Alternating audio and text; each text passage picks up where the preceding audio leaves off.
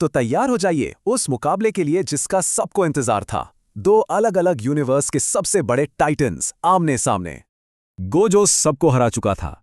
ऐसा लगा अब उससे टक्कर देने वाला कोई नहीं, पर कहानी अभी बाकी थी। और तभी आसमान में एक दरार आई।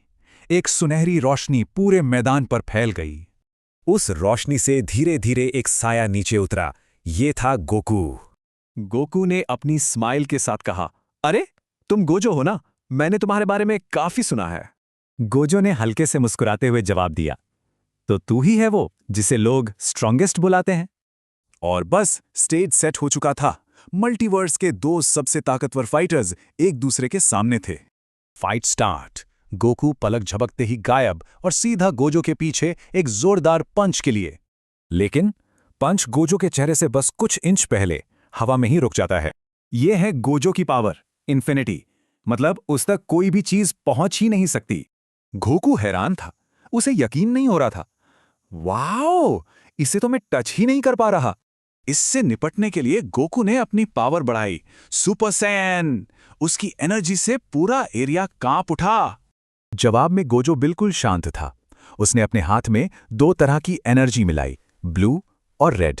और फिर उसने छोड़ दिया हॉलो पर्पल, एक ऐसी टेक्निक जो हर चीज को मिटा सकती है।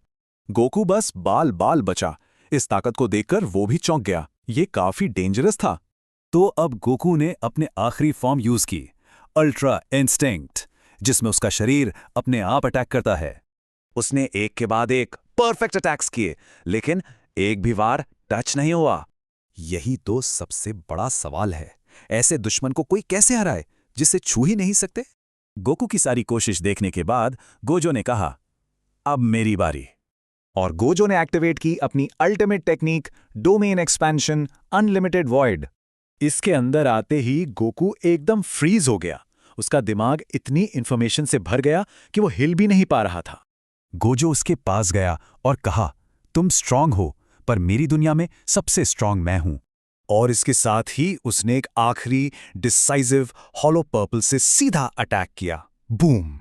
जब धुआं साफ हुआ तो नतीजा बिल्कुल साफ था। गोकू हार चुका था। तो गोजो सबसे स्ट्रांगेस्ट साबित हुआ, पर अब सवाल यह है कि अगला नंबर किसका है।